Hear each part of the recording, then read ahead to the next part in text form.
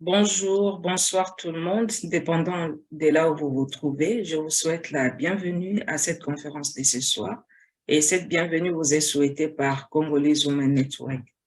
En fait, Congolese Women Network a commencé depuis le début du mois de juin, la semaine de la République démocratique du Congo. Et c'est en cette dernière semaine qui est la semaine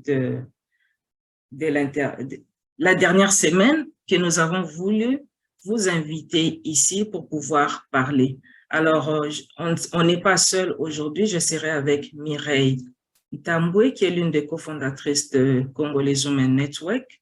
Et moi, mon nom, c'est Deli Tchabou, je suis aussi l'une des cofondatrices de Congolese Network. Et on est avec Annie Fakalai, qui est qui a caché sa caméra, mais elle est là aussi avec nous. Elle fait les soutiens techniques et c'est moi de la RDC. Nous avons voulu le faire pour pouvoir, les objectifs que nous nous sommes assignés, c'était vraiment de contribuer au rayonnement de la RDC au Canada et aussi rapprocher et renforcer la solidarité des membres de la communauté congolaise qui vivent au Canada.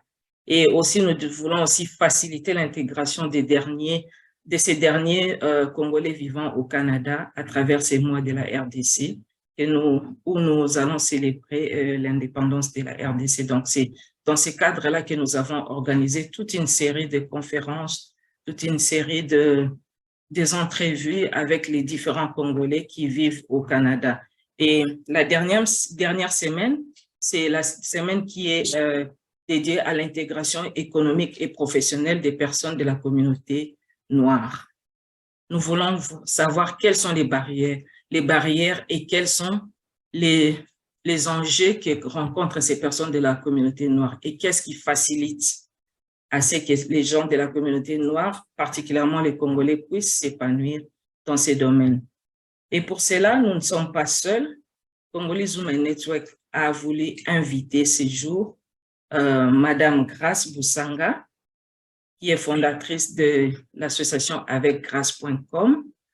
C'est une entrepreneure. Elle accompagne les entrepreneurs et les organisations dans les projets digitaux. Et à part Madame Grace, nous avons notre deuxième panéliste qui est Madame Lisa Ileka. Madame Lisa Ileka, elle est fondatrice de Wanawake Mentorship Network. C'est une plateforme en ligne qui s'occupe des jeunes filles, de l'éducation, et ça fait la connexion des jeunes filles avec les entrepreneurs et les professionnels. Et nous avons aussi des hommes parmi nous. Nous avons M. Blaise Ansane. Lui, il est le président de l'Organisation de professionnels congolais du Canada. Il va nous dire en long et en large ce qu'ils font. Et pour terminer, notre dernier panéliste, c'est M. Ansnel Diegiste, qui est le conseiller stratégique des affaires à la Caisse des Jardins. Alors, au cours de cette conférence, nous allons vous inviter à ne pas rester muet, à être actif. Si vous avez une question, vous pouvez utiliser les chats pour écrire une question. Et vous avez aussi des emojis que vous pouvez utiliser pour lever la main. On va voir et on va vous donner la parole. Et comme disait Anifa, la conférence de ce soir, elle est enregistrée et nous passons aussi en live sur Facebook. Donc, c'est vraiment un moment de partage et un moment d'apprentissage que nous allons passer avec nos professionnels ici. Sans plus tarder, pour ne pas monopoliser la parole, je vais demander à Mireille qui va mener la discussion de prendre le cas. Merci beaucoup, Deli. Bonsoir tout le monde. Donc, comme le disait Deli, nous sommes dans le cadre du mois de la République démocratique du Congo au Canada, première édition. Et cette semaine, nous avons organisé plusieurs activités au cours de ce mois-ci et nous arriverons lentement et sûrement à la fin de ce mois. Et cette semaine-ci est dédiée à l'intégration économique et professionnelle. Alors, d'emblée, avec nos panélistes, on va discuter beaucoup quels sont les enjeux, les facteurs facilitants, etc., etc. Mais avant tout, on aimerait quand même apporter une petite définition que l'on a trouvée dans Larousse en ce qui concerne l'intégration ou l'insertion professionnelle, qui dit que c'est un processus qui permet à un individu ou à un groupe d'individus d'entrer sur le marché du travail dans des conditions favorables à l'obtention d'un emploi. Lors du recensement de la population canadienne en 2016, on avait environ 24 385 personnes qui affirmaient être nées en République démocratique du Congo et plus de la moitié étaient établies au Québec. Et parmi ces personnes-là établies au Québec, 70% avaient le taux d'activité de ces personnes était de 70%. Celui de l'emploi était de 57,9% et celui du chômage était de 17%. Déjà, avec ces chiffres, avec cette statistique qui date de 2016, on suppose qu'ils ont quand même évolué. Moi, j'aimerais, pour ma première question, me tourner d'emblée vers Monsieur Blaise, qui est représentant et président de l'Organisation des professionnels congolais du Canada. J'aimerais que vous nous disiez, lorsque vous entendez ces statistiques, qu'est-ce que cela évoque, qu'est-ce que ces chiffres évoquent pour vous?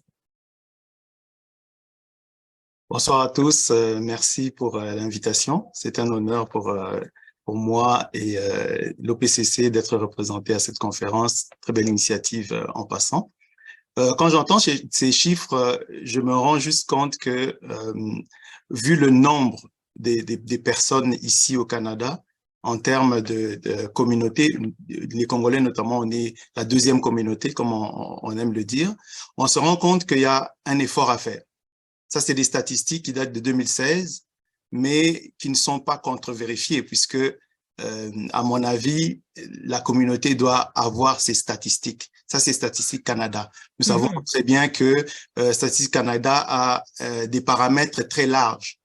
Et il y a aussi peut-être des Congolais, il y a aussi des personnes qui se déclarent d'origine congolaise, mais que Statistique Canada ne peut pas affirmer ou encore infirmer. Elle prend les statistiques qui sont les siennes.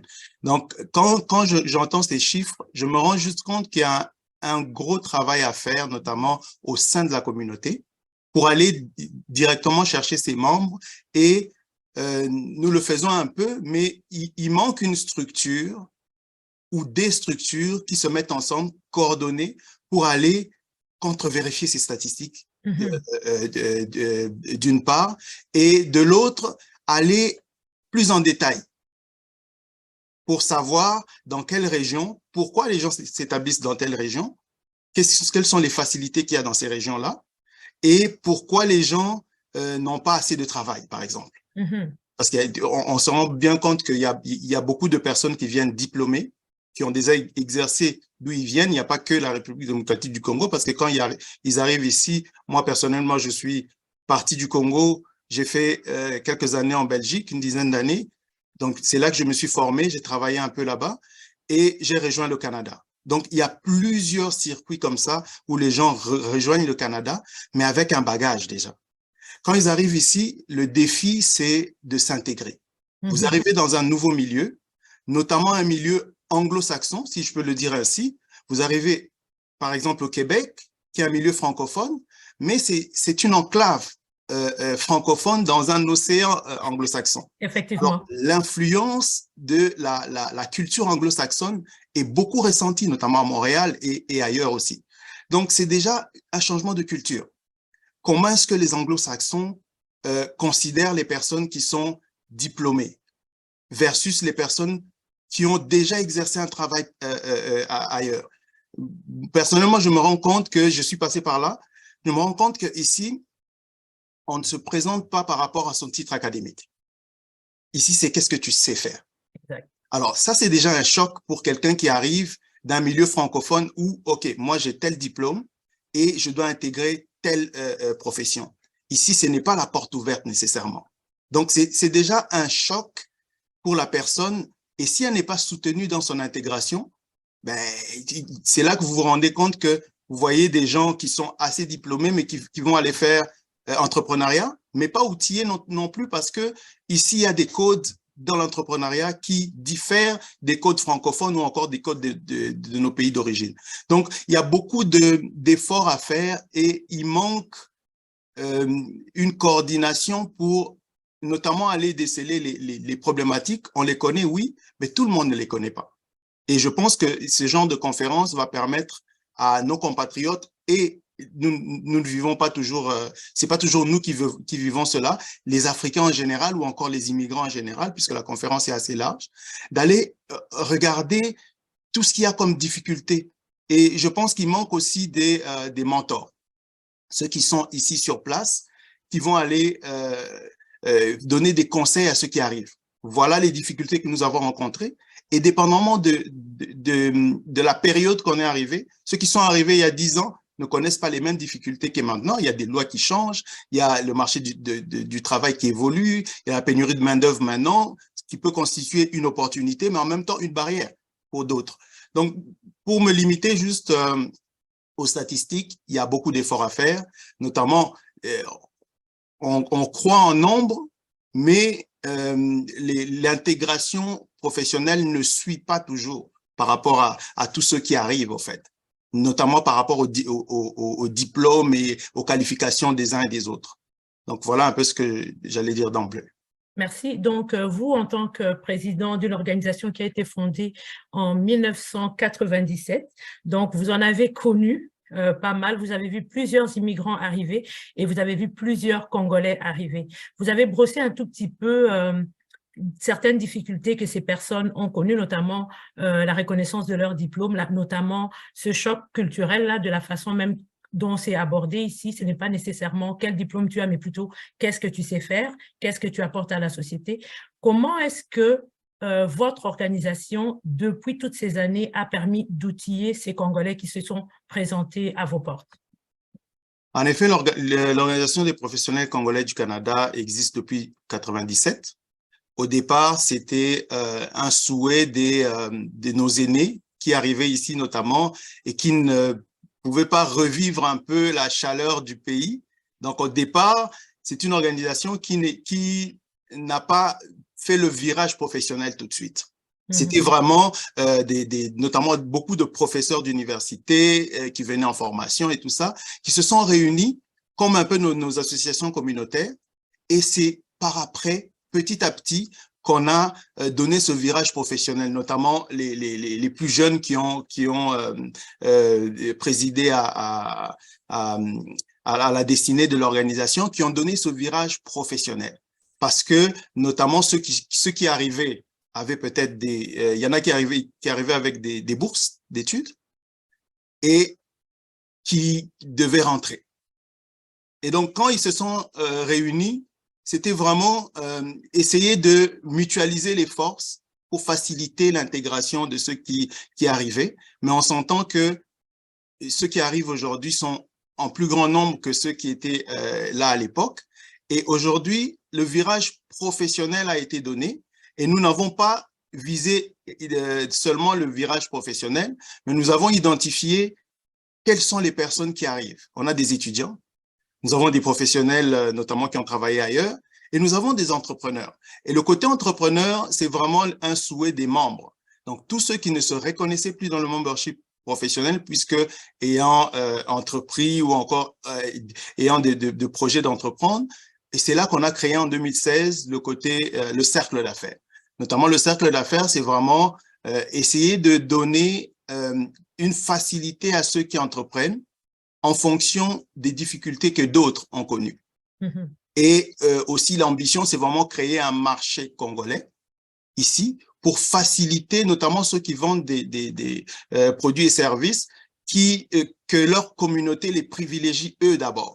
Un peu comme ça se fait dans toutes les communautés, on ne se le cachera pas. Achetons congolais, c'est ça? Voilà, achetons congolais, essayons de privilégier les Congolais qui sont professionnels dans tel domaine ou tel autre pour créer cet écosystème congolais. On s'entend que les affaires, ça ne se fait pas toujours dans une communauté, mais une communauté soudée derrière ces entrepreneurs, ben c'est une communauté qui a un poids économique fort. On s'entend que le poids économique fort donne un poids politique, c'est par ricochet, et notamment en ayant un poids économique et un poids politique, on est écouté.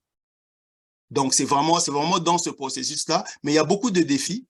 Et ce que nous avons identifié comme difficulté, c'est qu'une intégration ratée conduit forcément, pas seulement pour la personne, mais pour ses enfants aussi, pour ceux qui l'accueillent, ceux que cette personne-là accueille, l'intégration sera aussi mal réussie. Donc, nous essayons, notamment les étudiants, de les mentorer, essayer de leur donner des facilités pour le choix de programme d'études. Ça, c'est un problème majeur au niveau du membership étudiant. Pourquoi? Parce que les étudiants qui arrivent, notamment même ceux qui sont d'ici ou qui sont nés ici, le problème, c'est que le choix d'études n'est pas toujours fait par l'étudiant lui-même. C'est souvent les parents. Et c'est pas pour mal faire. Les parents veulent le bien de leurs enfants et dictent un peu le choix d'études. Et on se rend compte que la personne va faire, le jeune va faire ces études-là pour faire plaisir aux parents, mais on se rend compte après, elle va soit abandonner et embrasser vraiment le domaine qu'il aime bien. Et c'est économiquement cher. On sait que les étudiants internationaux, par exemple, c'est 20 000 $. Ça, c'est seulement les frais d'études. 2 sessions, 8 000, ça fait 16 000, plus les frais connexes, on va à 20 000 $. Vous vous imaginez, vous êtes soutenu par les parents qui sont au Congo, vous changez de programme, ben c'est 20 000 $ jetés à la fenêtre. Et il faut recommencer ça. Et nous, on s'est donné le mandat de vraiment outiller les étudiants pour qu'ils fassent les bons choix et qu'ils terminent leur cursus sans pouvoir changer de programme. Au niveau des professionnels, je l'ai mentionné au départ, ceux qui viennent avec déjà un bagage professionnel, mais d'autres pays doivent pouvoir s'adapter ici. OK, il y en a qui refont des études comme les médecins. Il y en a qui doivent suivre de formation d'appoint. Donc, il y a, dépendamment de domaine, il y a beaucoup de défis, mais aussi les codes d'ici. Donc, on brandit un diplôme, mais on manque d'expérience. Ou encore, ici, on est venu pour faire la maîtrise. Mais on s'entend que en maîtrise, vous vous retrouvez avec des gens qui ont déjà un bagage professionnel, mais ça crée un frein parce que quand vous quittez la maîtrise, vous avez votre maîtrise, mais personne ne veut vous embaucher puisque l'entreprise doit vous former. Quand vous n'avez pas de bagage, ben, on va préférer prendre quelqu'un qui est moins diplômé et qui a un peu d'expérience et qu'on peut aller lui chercher le diplôme, financer son diplôme au niveau de l'université. Donc, c'est déjà connaître les codes. Tu ne vas pas directement au doctorat ou à la maîtrise sans avoir de l'expérience professionnelle. Ça, c'est pour les professionnels. Les entrepreneurs, c'est encore au début et nous attelons à ça, mais on a beaucoup de difficultés, notamment nous sommes des bénévoles. Donc, on essaye de tricher un peu avec nos vies de famille, avec les emplois et tout ça pour essayer d'aider notre communauté. Mais c'est un défi à relever. Notamment, on ne veut pas le faire seul. L'OPCC veut s'associer à d'autres organismes de la communauté et d'autres communautés pour pouvoir intégrer le mieux possible, parce que c'est vraiment la clé pour la réussite au Canada. Parfait. Justement, je vais rebondir sur ça, vu que vous voulez vous associer avec d'autres organismes. Et lorsque vous étiez en train de parler, surtout sur le volet étudiant, je vois qu'il y a déjà plusieurs organisations ici qui s'intéressent aussi à l'intégration justement de ces étudiants, de ces personnes qui viennent pour les études, donc des étudiants congolais qui viennent ici au Canada. On sait que le Canada se classe parmi et au 4e rang des meilleurs pays du monde pour les étudiants internationaux. Et pour l'année académique, année financière, pratiquement en 2018-2019, on avait 2073 Congolais, du moins comme on a dit, des personnes qui s'identifiaient congolais, qui étaient des étudiants au Canada. Et on sait que ce nombre tend à augmenter et qu'il y a des enjeux d'intégration comme vous les avez énumérés. Mais là, nous avons justement avec nous Lisa qui s'intéresse aussi à l'intégration, du moins son organisation s'intéresse à l'intégration des étudiants étrangers.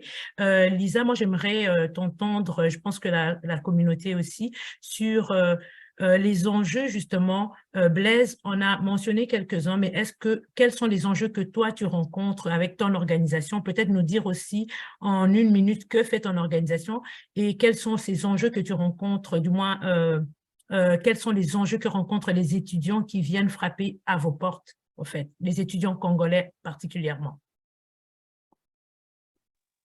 Bonsoir à tous, je m'appelle Lisa Ileka. Je suis la fondatrice de Wanawake Mentorship Network. C'est un réseau de mentorat qui est dédié à l'épanouissement de la jeune fille africaine. Pourquoi est-ce qu'on a ciblé les jeunes filles? Parce que moi, je suis un produit du mentorat. J'ai étudié aux États-Unis en en architecture. C'est un programme qui est basé sur l'apprentissage. Donc, quand tu entres dans le programme, tu dois obligatoirement avoir un mentor. Mais venant en dehors du pays, et que c'était ma première expérience à l'université, un pays nouveau, j'ai rencontré beaucoup de difficultés. Donc, la raison pour laquelle je suis pas la seule, j'ai quelques amis avec qui on a créé l'organisme, on a décidé de créer ce réseau. On est basé, on n'est pas seulement une plateforme en ligne, c'est juste qu'on se limite pas, on laisse pas les limites géographiques nous empêcher d'assister une personne. Donc, nous utilisons les médias, WhatsApp, Zoom et autres, pour communiquer avec nos étudiants. Nous avons principalement des étudiants, c'est pas tous les membres qui sont étudiants, nous avons principalement des étudiants. Pour les enjeux, c'est comme j'ai oublié le nom de monsieur Monsieur Blaise Assad? Oui, monsieur Blaise a mentionné, c'est vraiment ça que quand on vient en Amérique du Nord, c'est pas une extension d'un pays francophone. On doit déjà, il y a beaucoup d'étudiants qu'on rencontre qui pensent que c'est une extension d'un pays francophone. C'est un système totalement différent. Comme il a si bien énuméré, c'est vraiment basé de ce que tu peux faire. Ce qu'on essaie avec l'accompagnement qu'on donne.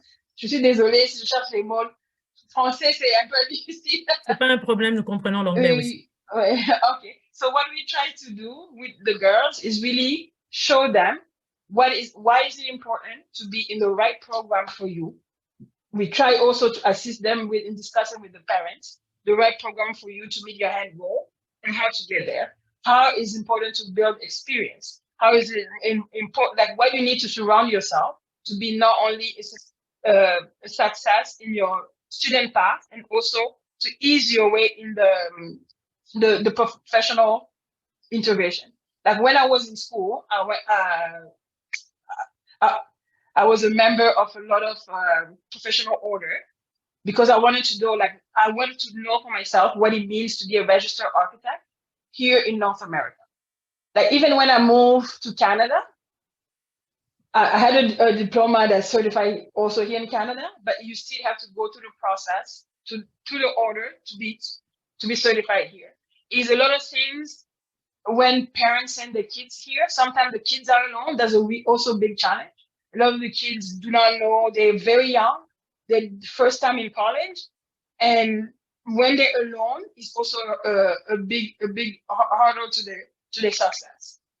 You know, so we try, like, comme le OPC, like the idea behind Wanawake is not to work in silo, to see within the community, like if you take an example of the Congolese community, what role model do we have that aligns with the goal to one of our students, where they want to be, that we try to match them in case they have questions. We not only do like professional mentorship, but for the professional aspect, we try to match as much as we can for those that are available to those that have the same background to our girls. Because for me, it was very important for me to have a representation, somebody I can look up to, that I can identify myself with.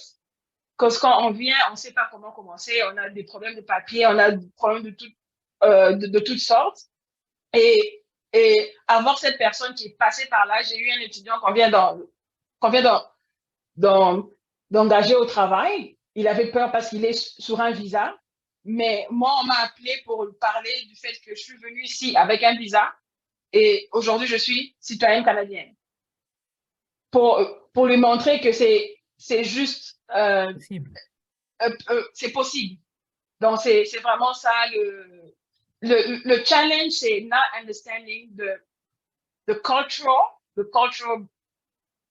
barrier that exists here. And for us, we want to be that gap. We can find people that have experience. We can find people that have been very successful. And we want to show our girls. And we not only have girls, we also have boys. We show some boys that we do like in conferences where we have the boys.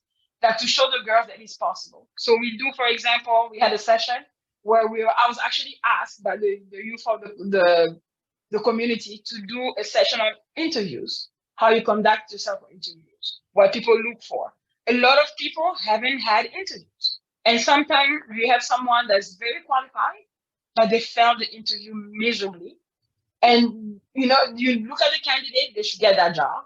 And they don't get it just because they don't have the right interview skills. Like here, I haven't lived in Europe, but I know here they may look at something different than what they search for in Europe or in Congo. So as I went through that process of being an international student myself, that's why I try to share my experience and also match with the other, like the member of our network, to find those that are qualified and available to share their experience, to have not only be a role model, but also like a living example that this is achievable. Parfait, très intéressant en effet. Je pense que les étudiants, ils ont vraiment, parce que j'en côtoie quand même plusieurs aussi, et tout à travers différentes organisations, et ce sont des personnes qui ont vraiment besoin de ce genre de mentorat et des personnes pour pouvoir les guider. Ça, vous êtes dans le pratico-pratique, mais est-ce que l'OPCC ou bien encore Wana Wake, est-ce que vous allez dans les universités? Parce que je ne pense pas que vous avez, est-ce que vous avez, comment est-ce qu'on arrive à vous en fait? Comment est-ce que ces étudiants vous contactent? Parce que vous faites du bon boulot. Moi, je vous ai rencontré sous différentes plateformes parce que j'ai cherché, mais on sait très bien que c'est pas toujours évident. Ce n'est pas nécessairement dans notre culture aussi d'aller à l'information, c'est plutôt que l'information vienne à nous. Quelles sont les mesures on devrait changer ça, soit dit en passant, mais quelles sont les mesures que vous mettez en place justement pour que ces étudiants qui ont besoin de vous, notamment, je parle des étudiants, mais ça peut être aussi des professionnels et tout qui ont besoin d'avoir les outils ou bien tout ce que vous avez à offrir puisse pouvoir vous atteindre. De votre côté, l'OPCC, parce que si on ne vous connaît pas, ben, on n'ira pas nécessairement chercher organisation des professionnels congolais. En effet, c'est en même temps un défi et en même temps aussi un effort à faire communautaire. Sens où, quand on ne connaît pas comment réseauter, c'est difficile d'avoir les bases. En fait, moi, je me rends juste compte que les personnes qui sont introverties ont plus de difficultés à nous trouver. Et on compte plus maintenant sur le bouche à oreille. Parce que nous pouvons faire autant d'activités, c'est en ligne, c'est consigné en ligne, mais il faut juste que la personne franchisse le pas et tape je sais pas moi, profession des Congolais. À chaque fois que le mot congolais va sortir, forcément sur la liste, nous serons là. Okay. Donc, ce que nous faisons, nous avons, pour atteindre notre mission, nous avons plusieurs véhicules, notamment un véhicule qui s'appelle « Voici ma profession ». Alors, c'est vraiment l'expérience de difficulté d'intégration et tout ça. On s'est rendu compte que vulgariser les professions exercées par les Congolais aide les autres à s'en inspirer et à se dire c'est possible. Alors, voici ma profession, c'est on le faisait plus en présentiel. Au départ, c'était pour les jeunes du primaire et du secondaire. Donc, c'est vraiment, on appelle un chirurgien congolais qui exerce ici au Canada. Il vient nous parler de son parcours et il vient nous parler de son quotidien, son travail. Alors, à travers ça, c'est garder le rêve de nos jeunes éveillés, dans le sens où, OK, s'il y a un chirurgien de ma communauté qui exerce au Canada, ça veut dire que c'est possible. Il n'y a pas de barrière. Exact. Je peux devenir chirurgien. Et au départ, c'était plus les jeunes, mais on s'est rendu compte que les parents qui accompagnaient les jeunes étaient autant inspirés par l'activité.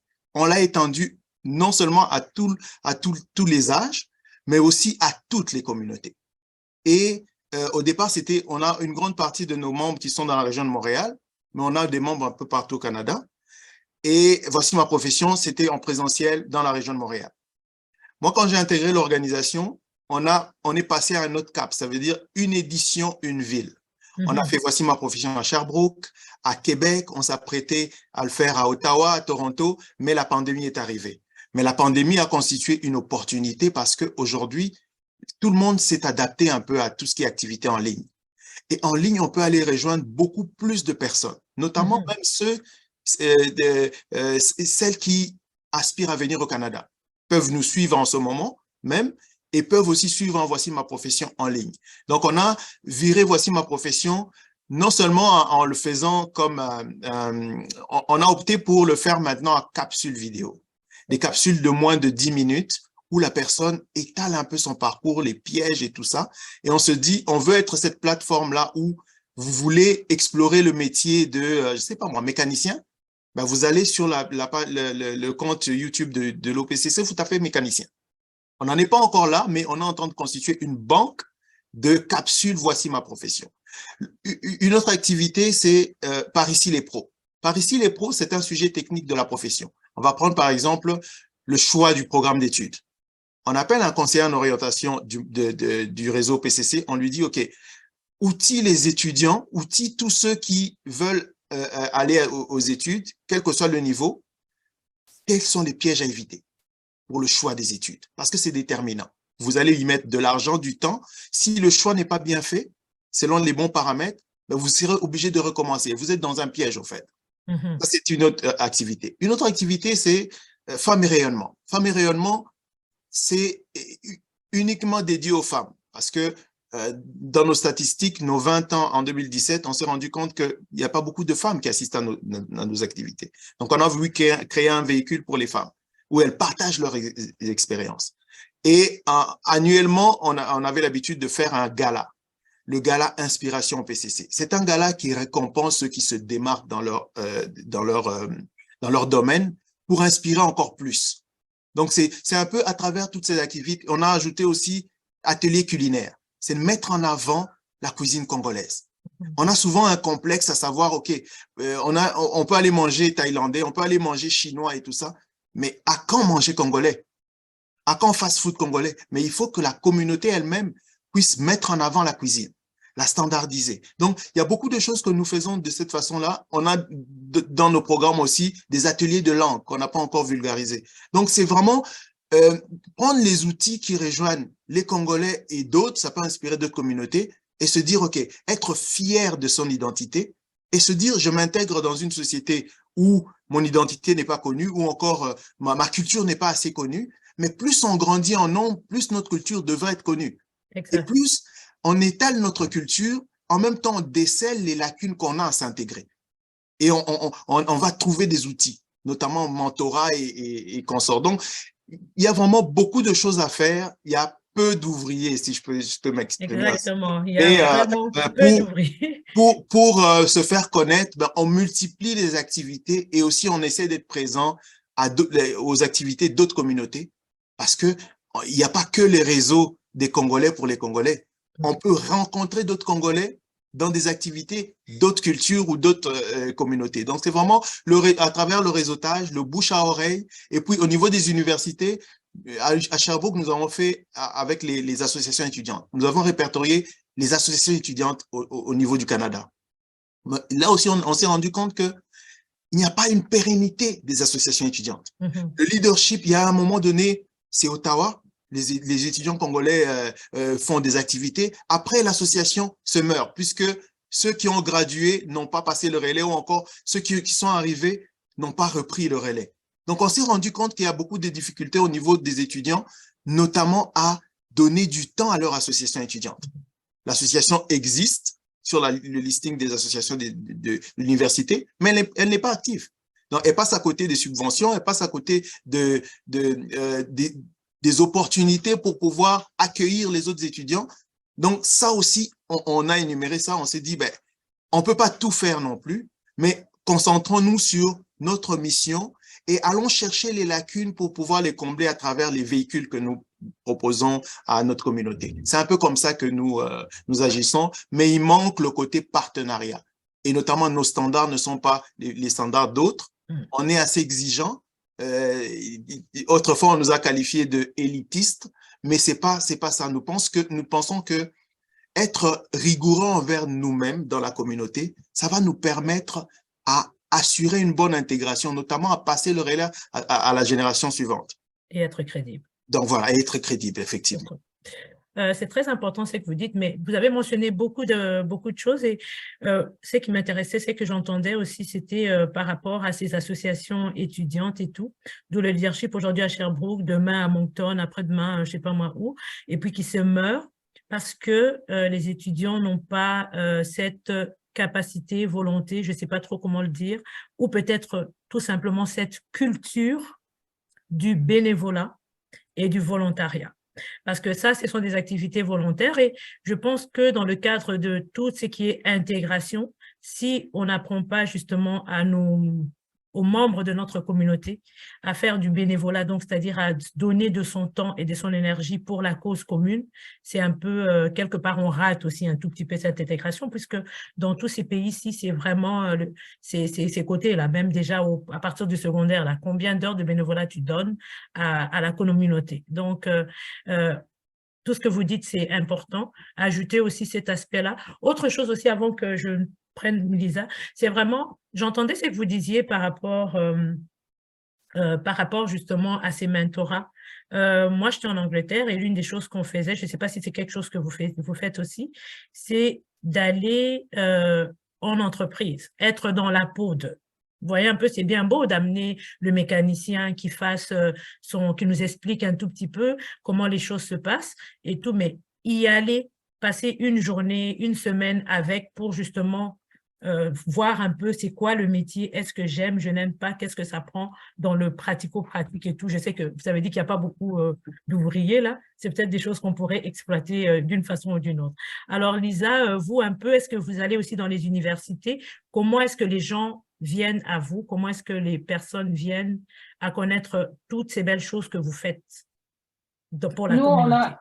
On a commencé pendant la pandémie, donc on a commencé virtuellement. Et la première conférence, on s'est fait à notre communauté chrétienne, à notre église. On voulait parler aux jeunes. On a décidé de parler de l'immigration et surtout mettre un point sur l'intégration professionnelle. On avait des jeunes qui ont étudié en Inde, qui ont étudié partout ailleurs, partagé leur expérience. Et de ce feedback-là, on a vu qu'il y a quand même beaucoup de travail à faire si on se base seulement sur les étudiants.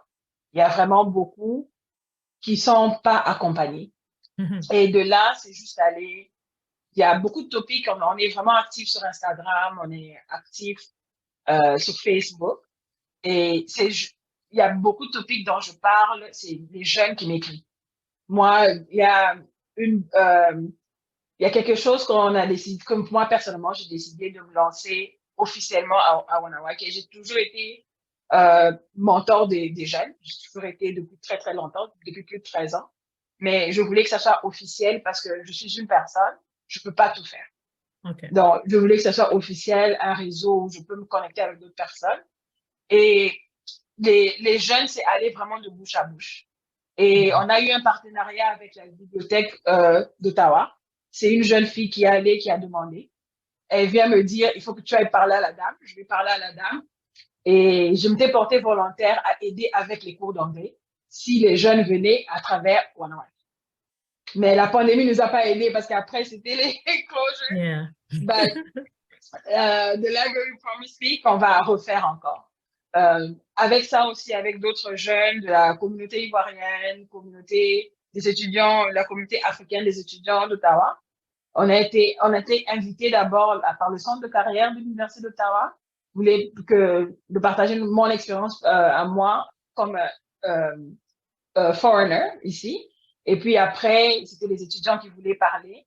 Et même de là, juste, il y a un témoignage, je ne vais pas oublier, il y a une jeune fille qui s'est approchée. Elle étudie génie mécanique. Non, pardon. Elle étudie civil engineering. Pour elle, c'était la première fois qu'elle voit une femme d'origine africaine qui est née en Afrique, qui est architecte. Et si c'est juste une représentation pour lui montrer que c'est possible, then, you know, that's the basis of our job. You know, c'est vraiment aller, like, I'm really pour la collaboration. I think we can go further as a community if we work together instead of working in silo. There's so many things people doing really great things. Like you say, the shadowing.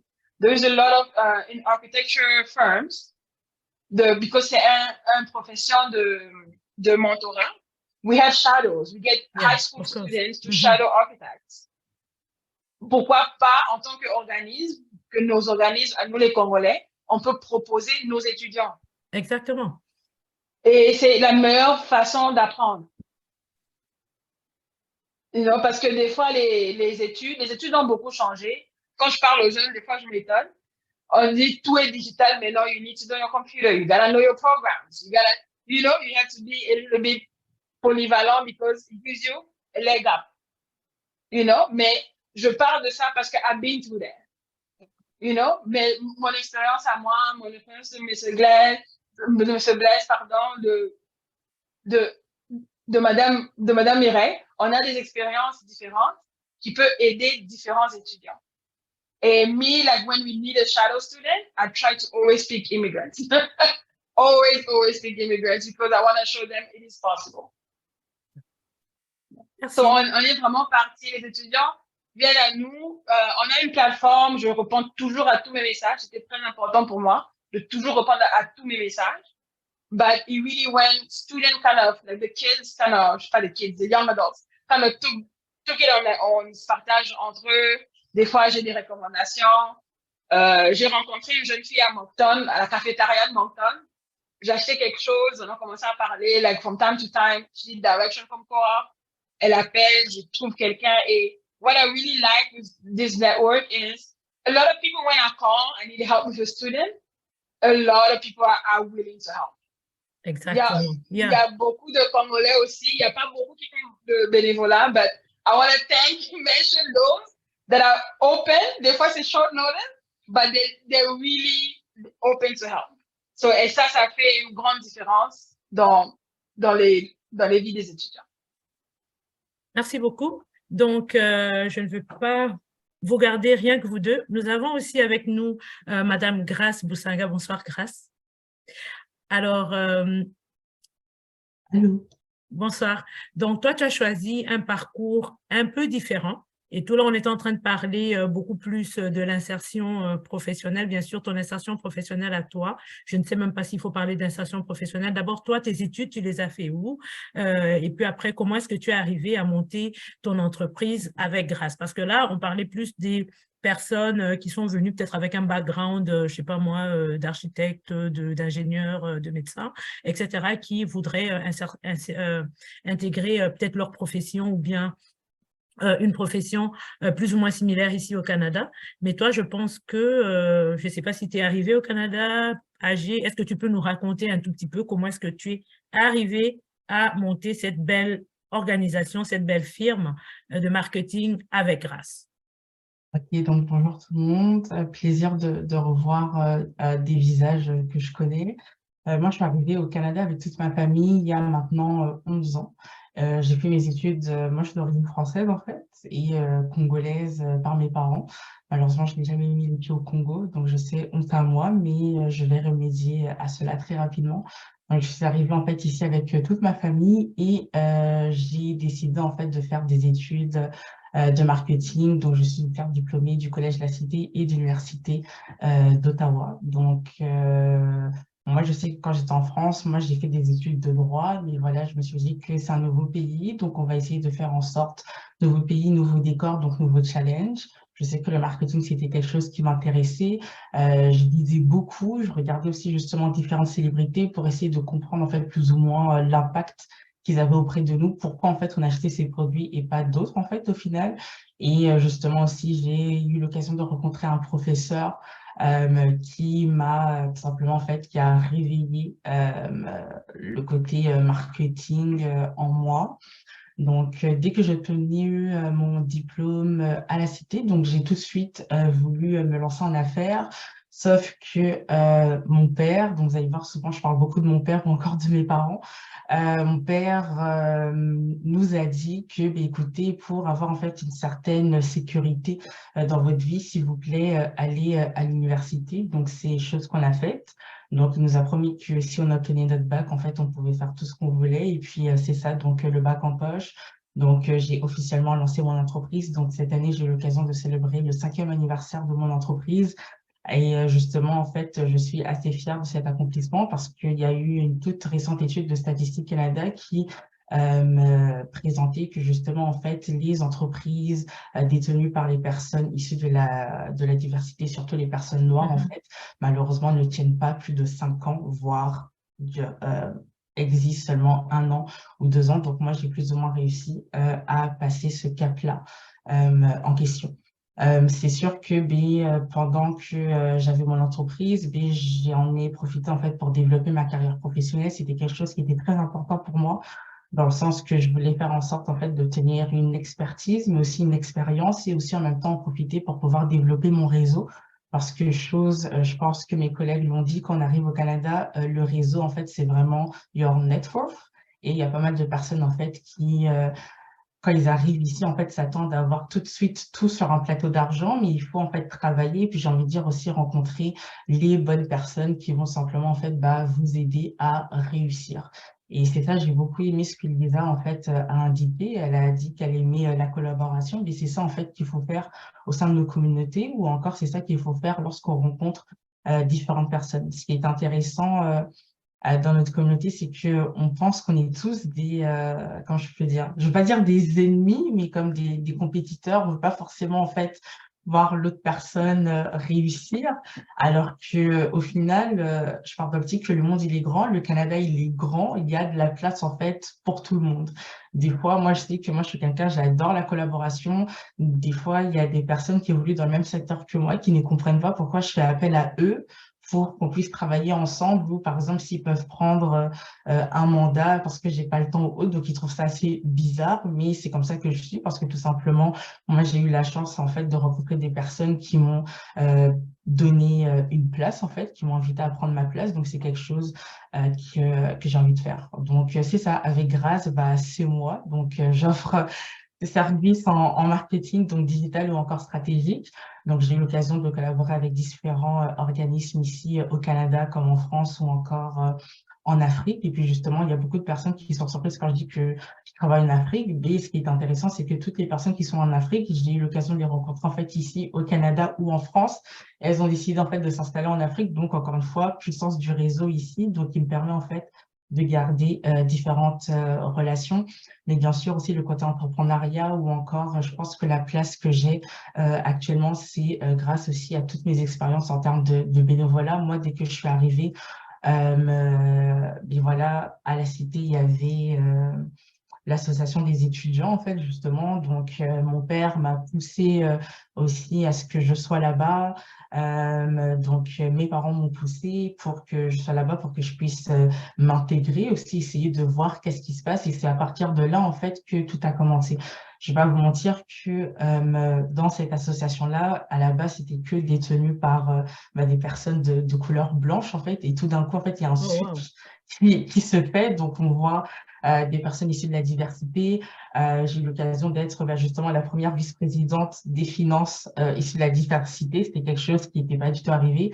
Et justement, en fait, comme Lisa, quand il y a des personnes qui viennent vous voir, qui vous disent que, voilà, vous m'inspirez, ou des affaires comme ça, on se dit que les heures de sommeil qui ont manqué, ou encore tout le travail, ou encore toute notre vie qui a été sacrifiée, ça a servi tout simplement à quelque chose. Donc, c'est sûr que voilà, certes entrepreneur, mais l'objectif, c'est bien sûr de faire de l'argent dans les affaires, mais c'est aussi justement de faire en sorte de collaborer avec des personnes, de contribuer en fait au succès de ma communauté, et de rendre visible aussi toutes les personnes qui brillent au sein de ma communauté. Donc, c'est plus ou moins ça ici.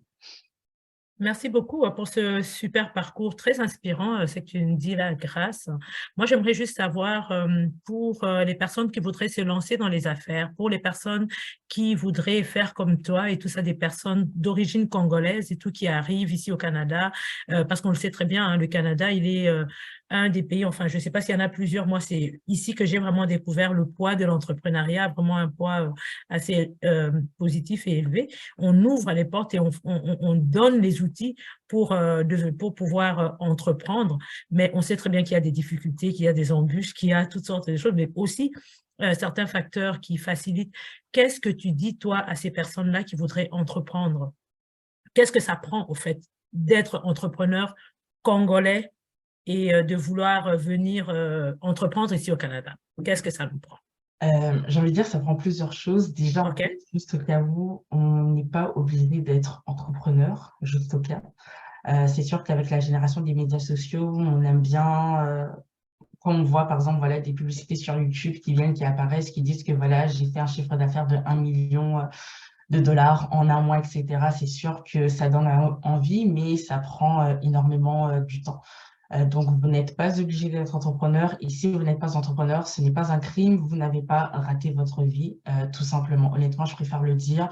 Moi, mon père a été entrepreneur, mon grand-père a été entrepreneur, donc dans le sens que c'était plus ou moins, je vais pas dire logique, mais dans le sens que je me suis dit pourquoi pas. J'ai vu mon père, comment il travaillait, etc. Même actuellement, je vois qu'est-ce qu'il est en train de faire. Ça m'inspire, mais je me rends compte que je suis arrivée en fait dans un stade dans ma vie où je voulais tout simplement travailler pour moi. Je me suis donné comme un 6 mois dans lesquels je me disais que voilà, je vais travailler pour moi, je vais me perfectionner, etc. pour pouvoir en fait avancer dans ma vie tout simplement et après on verra.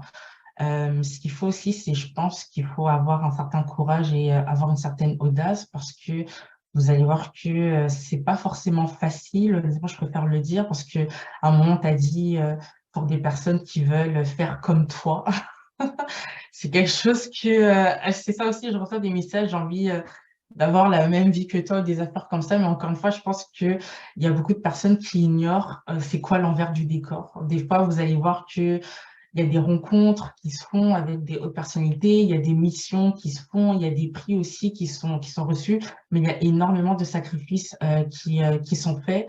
T'as pas je veux pas dire que t'as pas du personnel, mais c'est difficile un peu des fois de concilier cela. Moi, je sais par exemple à titre personnel, des fois, pendant une semaine, malheureusement, je ne vois pas mes parents. Pourquoi? Parce que je suis en train de travailler. Mais après, ils sont contents quand ils partent en vacances, par exemple. Vous voyez ce que je veux dire? Donc, ça demande énormément en fait de sacrifices. Ça demande aussi, je pense, d'avoir une véritable confiance en soi, parce que des fois, ce qui va se passer, c'est que on va énormément douter, on va énormément se poser des questions, on va se demander, mais en fait, au final, pourquoi je me suis lancée? Mais il y a toujours en fait une petite voix à l'intérieur qui dit que ben voilà, en fait, comment je peux dire ça, ça en valait le coup en fait. De faire tout ça est très important aussi, j'ai envie de vous dire, de se former. C'est quelque chose que beaucoup oublient. En fait, il y en a beaucoup, je m'excuse, c'est pas cliché, mais j'ai quand même l'impression, en fait, justement, en fait, au sein de notre communauté, on aime bien rester un peu dans notre petite zone de confort. On veut pas, en fait, forcément aller chercher plus par peur de, voilà, soit d'échouer ou des affaires comme ça. Mais c'est très important, en fait, de se former et puis de toujours rester, en fait, à la page, en fait, parce que, voilà, il y a des outils qu'on utilise qui sont plus d'actualité, surtout avec l'intelligence artificielle qui est venue tout simplement bouleverser nos vies. Donc, c'est important, justement, je pense, de se former et d'être outillé à ce niveau-là. Et ce que j'ai envie de dire aussi, c'est de ne pas avoir peur de travailler avec les autres.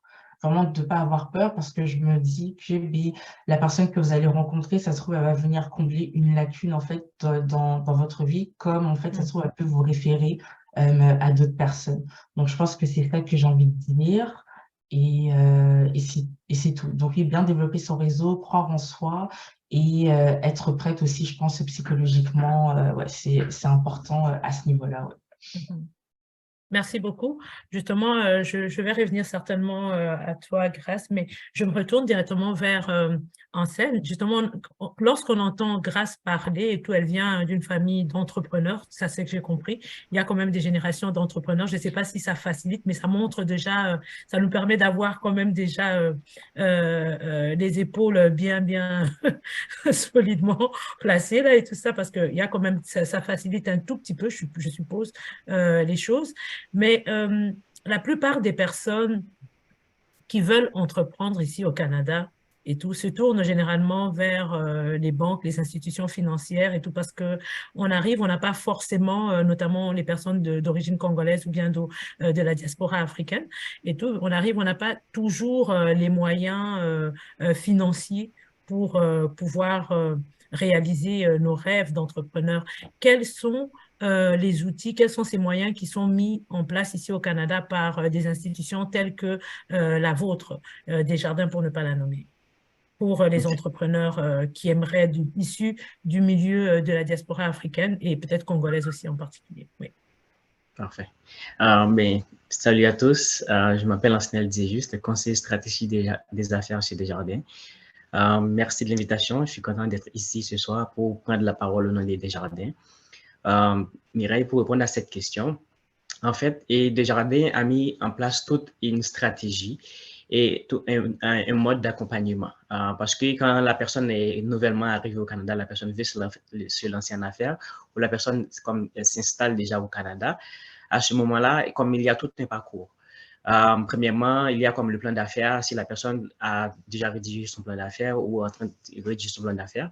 Mais on a comme des conseillers ou directeurs de compte entreprise qui sont là pour comme aider la personne ou mieux orienter la personne vers d'autres ressources pour pouvoir rédiger son plan d'affaires.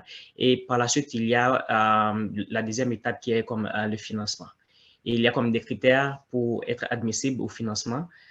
Mais c'est sûr que si le financement va se faire de façon comme personnelle ou du moins si c'est comme une entreprise enregistrée de façon coopérative ou autre. Et par la suite, il y a le lancement de l'entreprise aussi. Et tout ça, ça va se faire comme en accompagnement avec comme le directeur de compte ou le conseiller qui va être comme prise en charge comme la personne tout au long de ces démarches-là. Et par la suite, ça c'est pour de façon générale.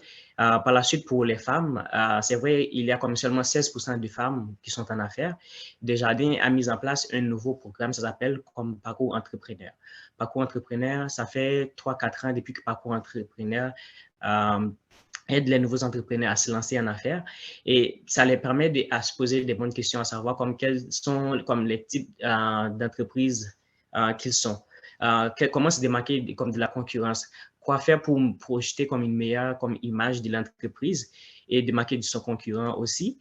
Et Parcours Entrepreneur offre des séances de coaching comme d'ateliers sur une période de 12 semaines et ça se fait de façon virtuelle.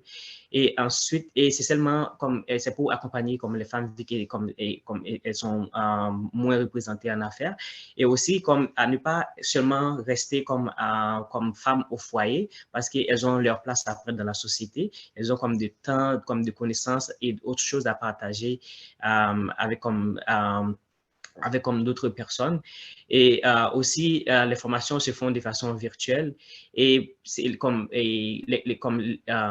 Parcours Entrepreneur des femmes est gratuit pour les femmes qui sont comme membres clients chez Desjardins. Et aussi, ça se fait comme par période. Je pense qu'il y a une nouvelle cohorte qui va commencer. Comme à chaque saison, il y a une nouvelle cohorte. Comme pour la saison de l'automne qui s'en vient, les inscriptions commencent déjà pour comme la session de l'automne qui arrive très prochainement.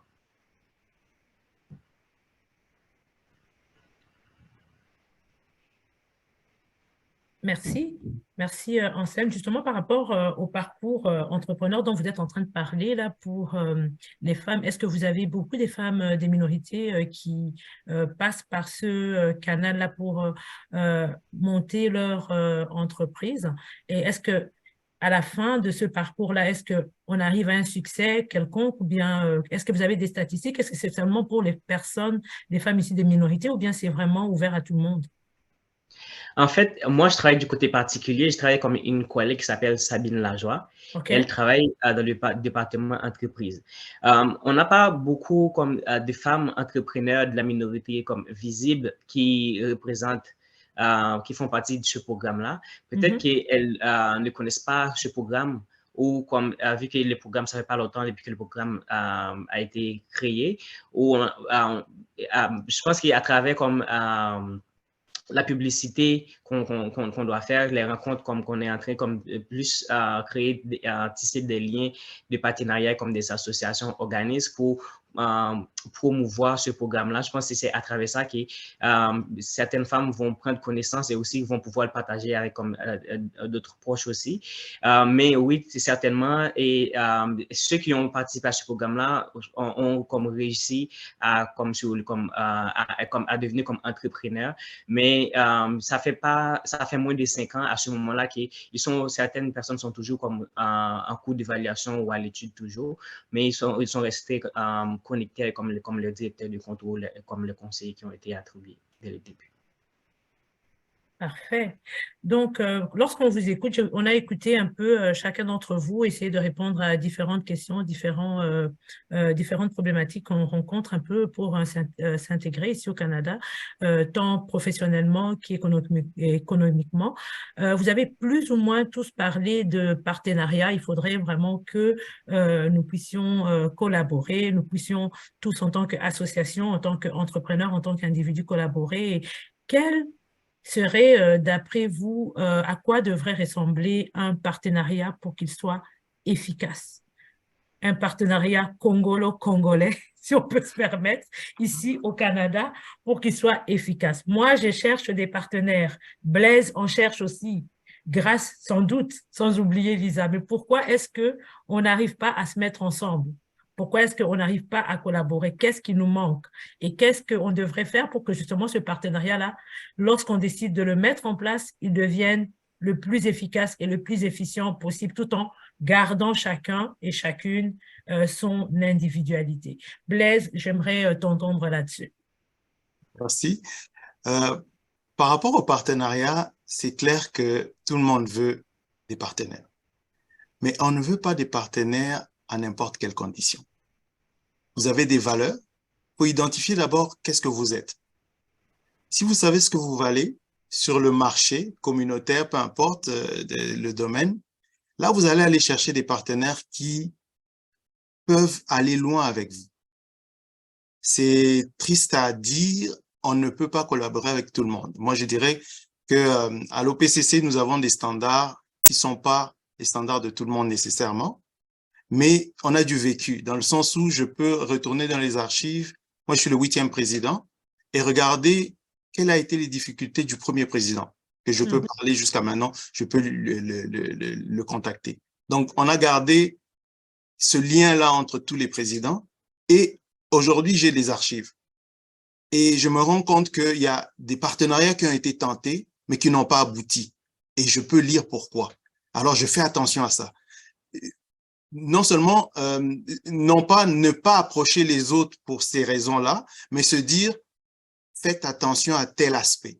Il faut l'évoquer, il faut en discuter. Est-ce que c'est possible de le faire, au fait?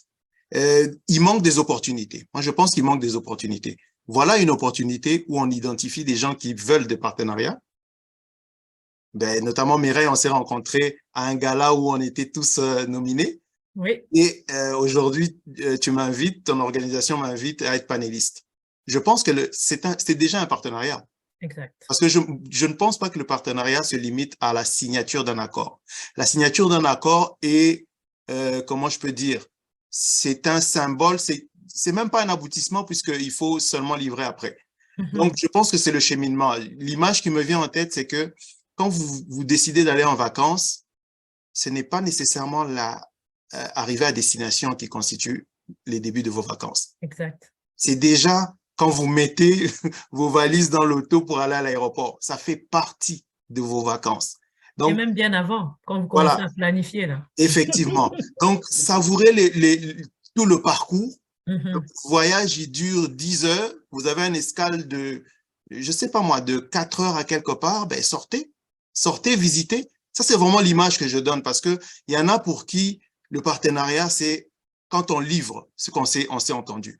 Mais on passe à côté de tout le cheminement.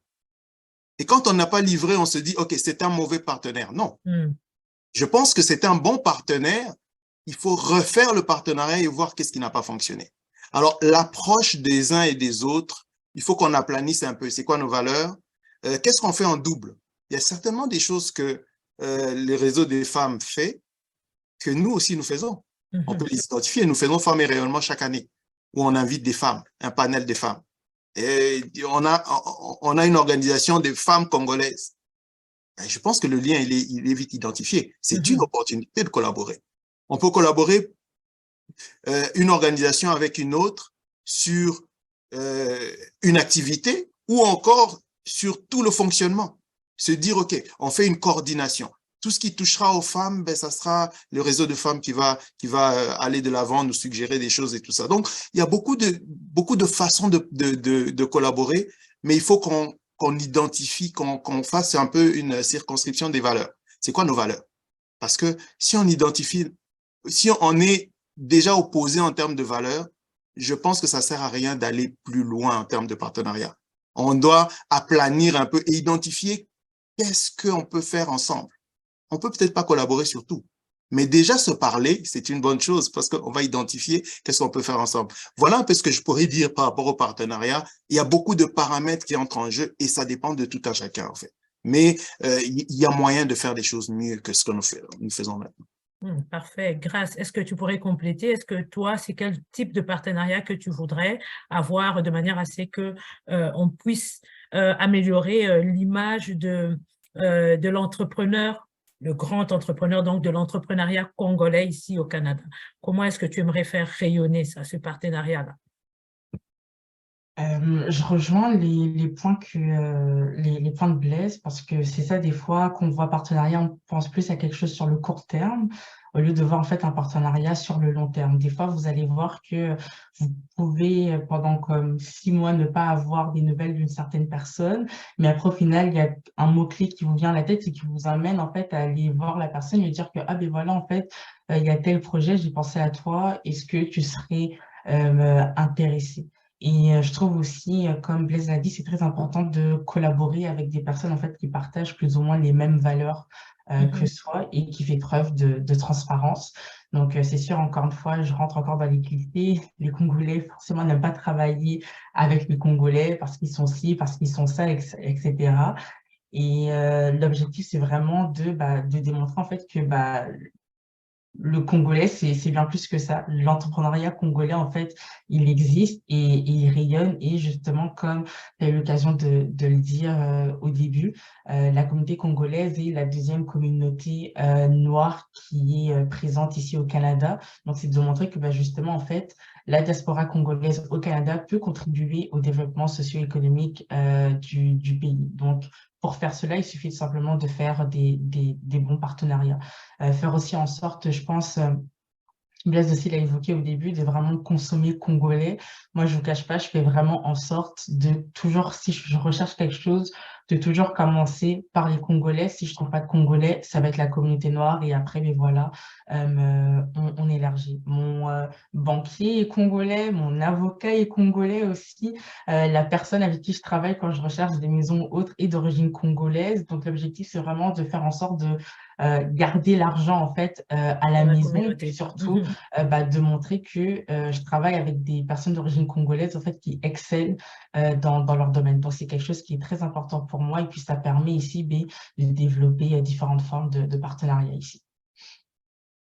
Merci beaucoup. C'est très important, grâce à ce que vous êtes en train de dire, mais plusieurs personnes, mon micro il est ouvert, oui, plusieurs personnes reprochent généralement à notre communauté de ne pas être très, très, très rigoureuse dans la façon dont nous faisons les choses. Et Blaise l'a mentionné aussi un peu plus tôt en disant que eux, dans leur organisation, ils sont très, très rigoureux. Alors moi, c'est à Lisa que je vais poser la question. Qu'est-ce que vous faites justement avec ces jeunes dames qui arrivent? On a déjà cette comment dirais-je, comment je peux dire ça? On nous taxe peut-être à tort ou à raison, je ne sais pas, de être moins rigoureux, de ne pas être des personnes très, très crédibles, etc. comme communauté. Je pense qu'il y a quelque chose à faire au moment où les personnes arrivent et ces personnes viennent chez vous. Qu'est-ce que vous faites? Quels sont les atouts que vous leur donnez? Comment est-ce que vous faites en sorte qu'ils deviennent des citoyens et des membres de la communauté congolaise dont nous pouvons être fiers ici au Canada? Qu'on aille plus ces affaires de rigueur et qu'on aille plus ces affaires d'être taxé des personnes qui ne sont pas très crédibles, pas très sérieuses, de manière à ce que toi, Lisa, ou bien Grace, Blaise, moi et tout ça, lorsqu'on veut faire affaire, on commence d'abord par aller regarder chez nos frères parce qu'on sait d'emblée que ça sera bien fait. Comment est-ce que qu'est-ce que vous donnez justement à cette jeunesse-là? Qu'est-ce que vous leur dites?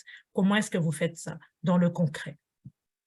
Moi, pour moi, ce que j'ai remarqué, c'est que la rigueur, ça s'apprend. Comme Grace, moi, j'ai eu un père qui était vraiment meticulous. C'était très important d'avoir les choses par écrit.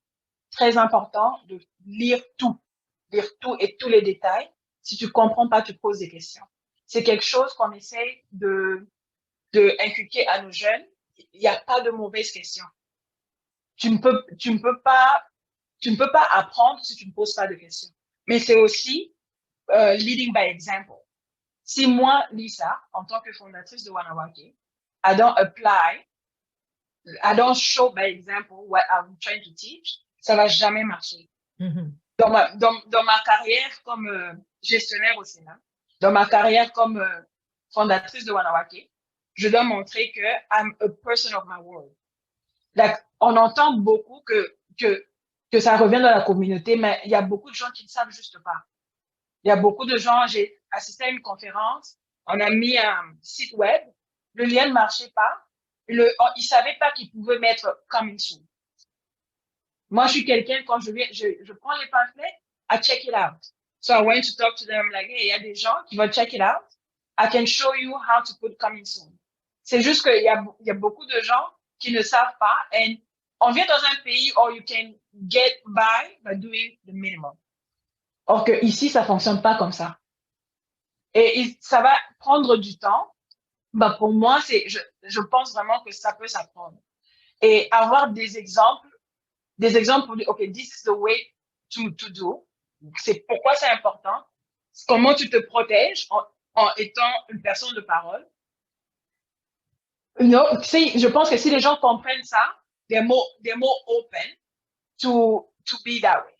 Comme on parlait de collaboration, is that anything like I would just want to touch that a little bit. C'est un peu comme project management, right? Like we come, like there is no point, like our community, what I've noticed, living in the US here, on a une tendance, c'est pas seulement les Congolais, de toujours recommencer. We don't learn from the past lessons. We don't learn from things that we've done well. We don't apply that. But we have so much resources that we can apply that.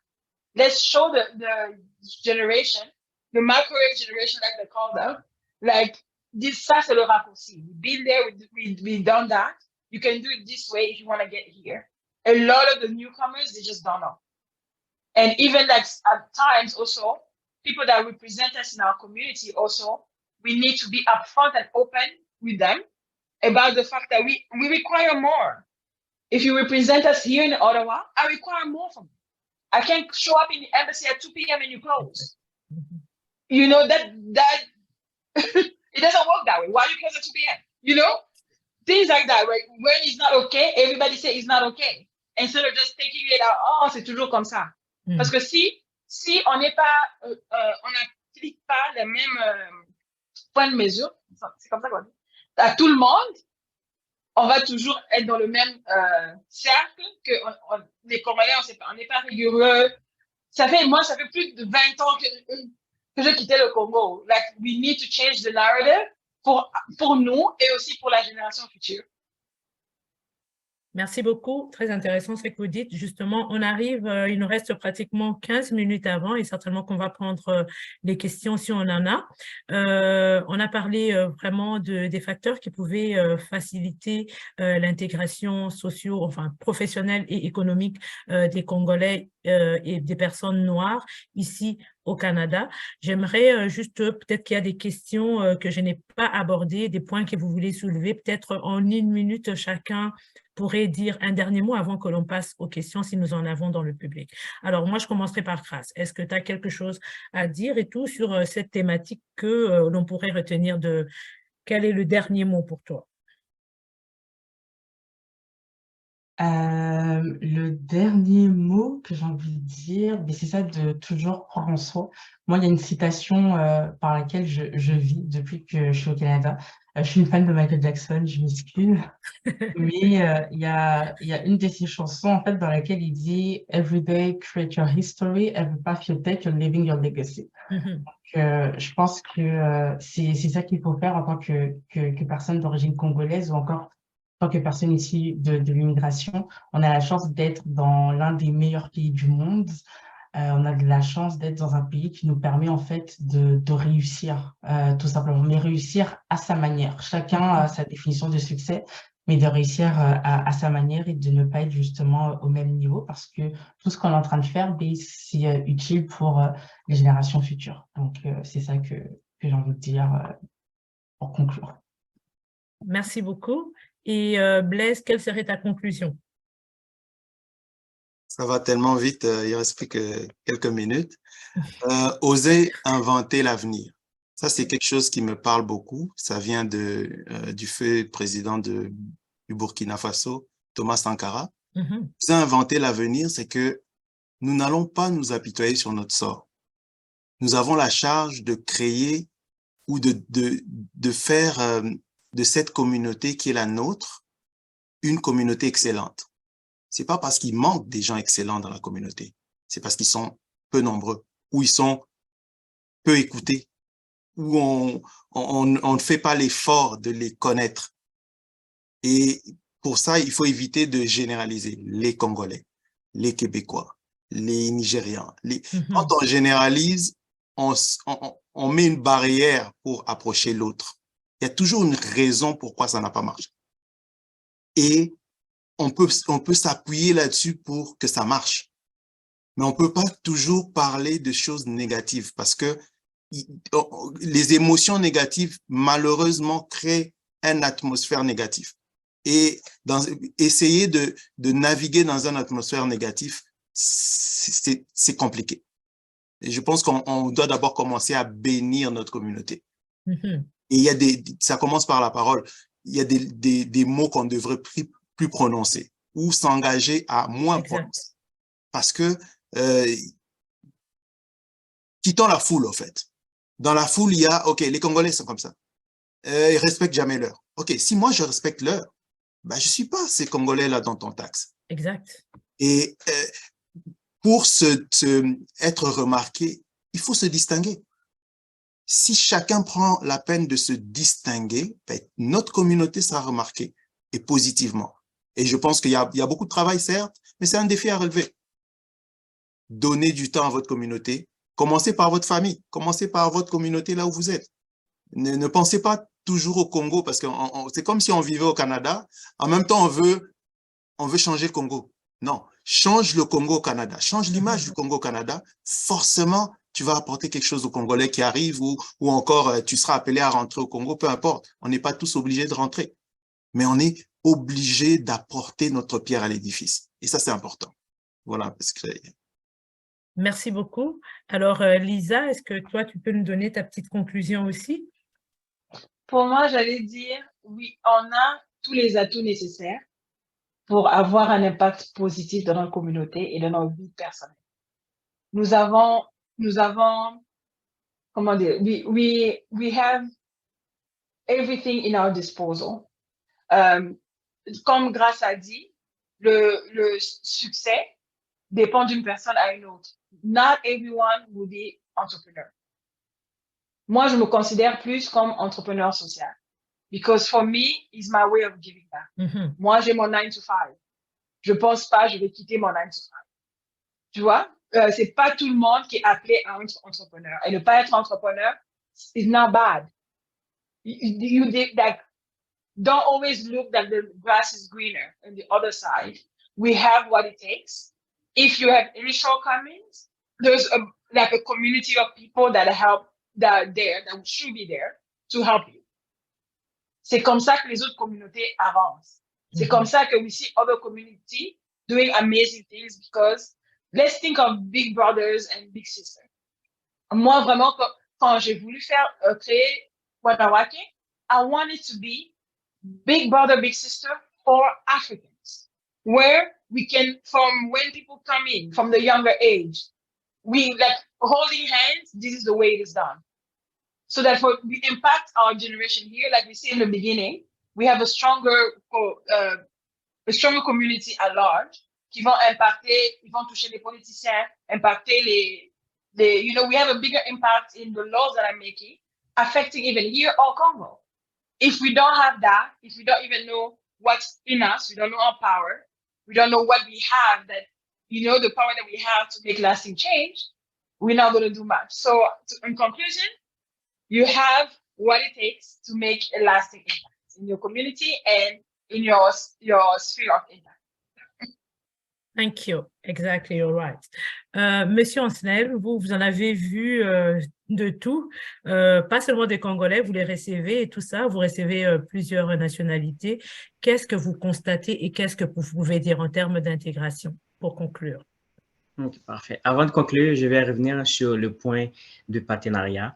Je pense que M. Blaise, Grace et Lisa ont dit pas mal de choses, mais c'est que moi, j'ai remarqué, parce que ça fait près de 5 ans depuis que je fais des partenariats avec des associations, organismes, cabinets d'immigration et entreprises. Très souvent, les gens ne vont pas poser des bonnes questions. Ils vont comme juste signer l'entente du partenariat juste pour avoir des sous. Alors, comme le partenariat, ça ne se fait pas seulement dans un seul sens. Alors que l'entreprise que vous allez rentrer en partenariat avec, il faut, comme déjà, on doit partager les mêmes valeurs, mais aussi, il faut se poser les bonnes questions. Qu'est-ce que vous recherchez? Qu'est-ce que moi, je peux vous apporter? À ce moment-là, comme pour que le partenariat soit durable et efficace, mais comme il faut il faut se poser les bonnes questions, développer les points. Et aussi, quand ça ne marche pas, il faut comme revenir voir le partenaire. Ce n'est pas quand vous avez besoin de l'argent, besoin de l'aide pour revenir voir le partenaire, faire une demande de commandite. Et ça ne fonctionne pas comme ça parce que moi, comme j'en ai déjà vu comme associations, organismes qui ont du potentiel et qu'on n'arrivait pas vraiment à faire vraiment créer quelque chose ensemble parce que comme il manque quelque chose.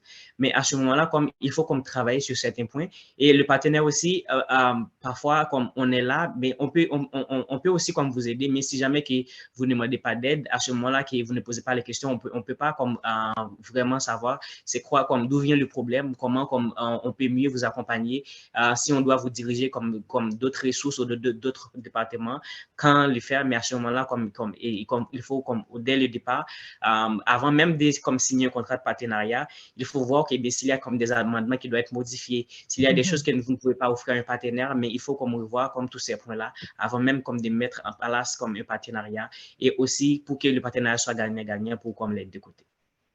C'est ça. Et en fait, pour conclure, j'aimerais dire que j'ai fait affaire comme pas mal comme d'autres communautés, associations de différentes cultures.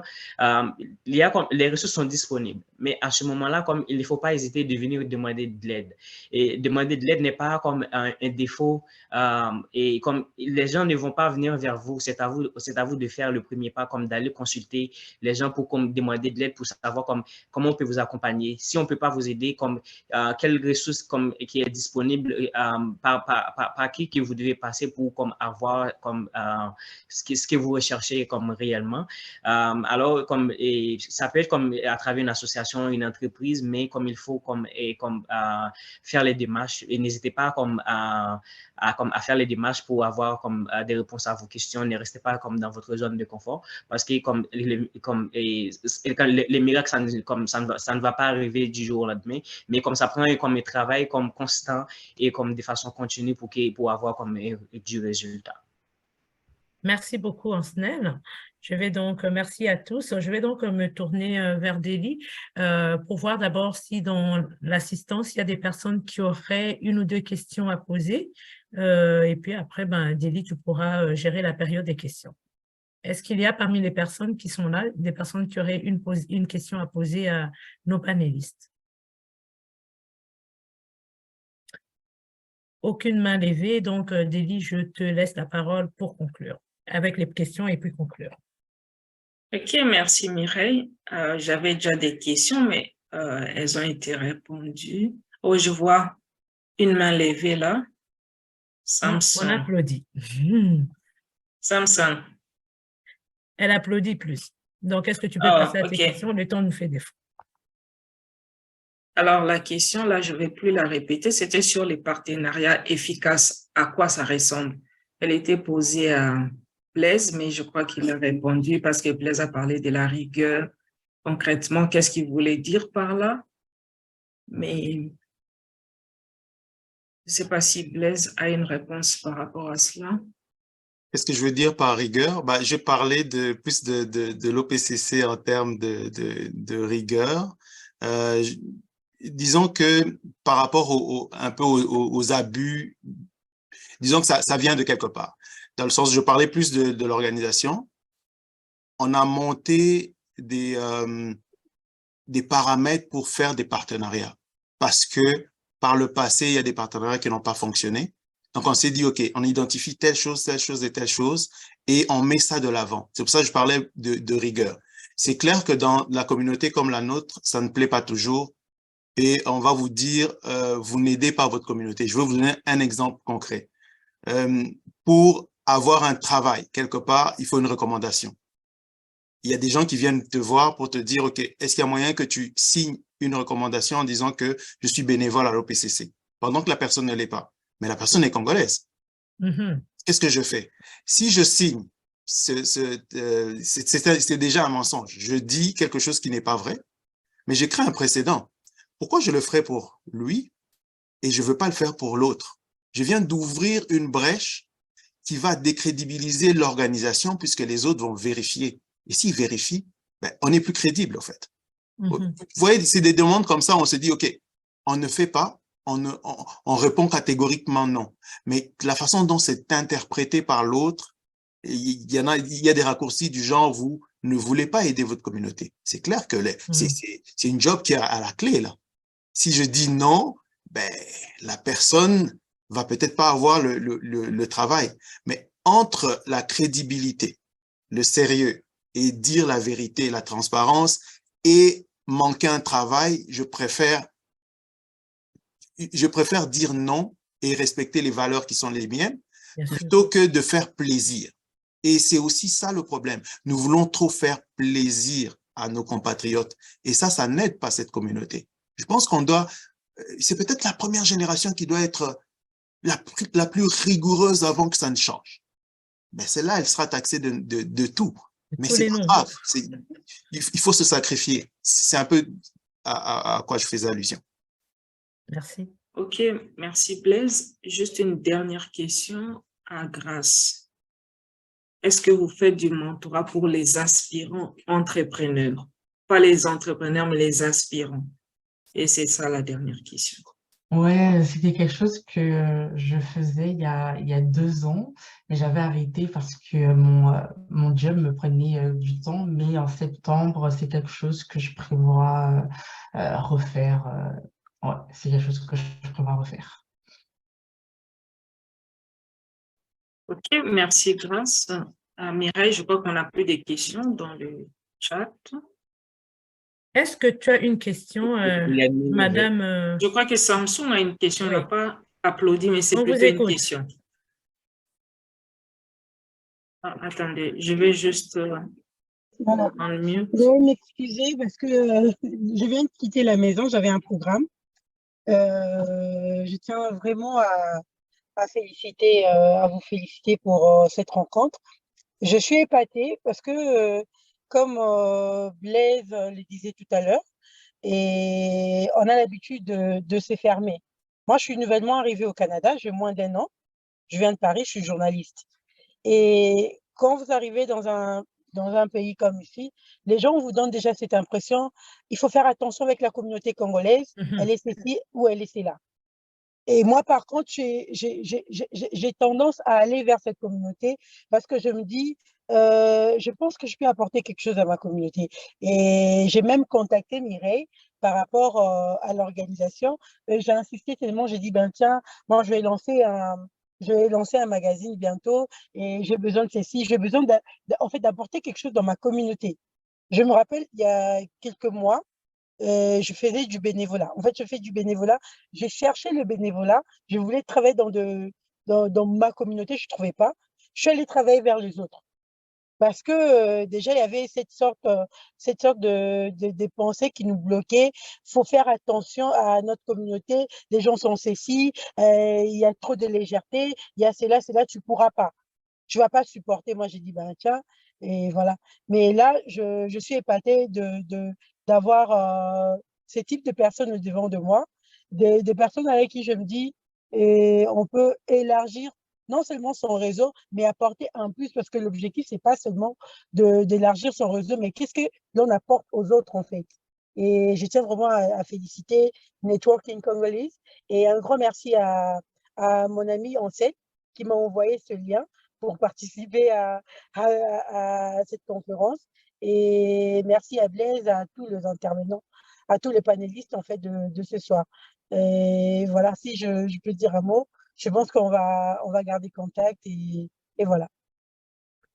Merci beaucoup, ça serait une très très belle conclusion. Je pense pas que j'en aurai une meilleure et tout. Donc, je voulais remercier chacun et chacune d'entre vous pour avoir accepté de partager ce moment avec nous. Nous étions dans la dernière semaine du mois de la République démocratique du Congo au Canada. Nous avons eu, comme on l'a dit en début d'émission, plusieurs activités et tout. J'espère que vous avez passé un bon mois avec nous et on était là pour faire rayonner l'image de notre pays que nous aimons toujours et que nous allons continuer à aimer, et tout ça, et justement faire briller justement les personnes issues de la diaspora congolaise ici au Canada. Merci beaucoup et à bientôt. Au revoir.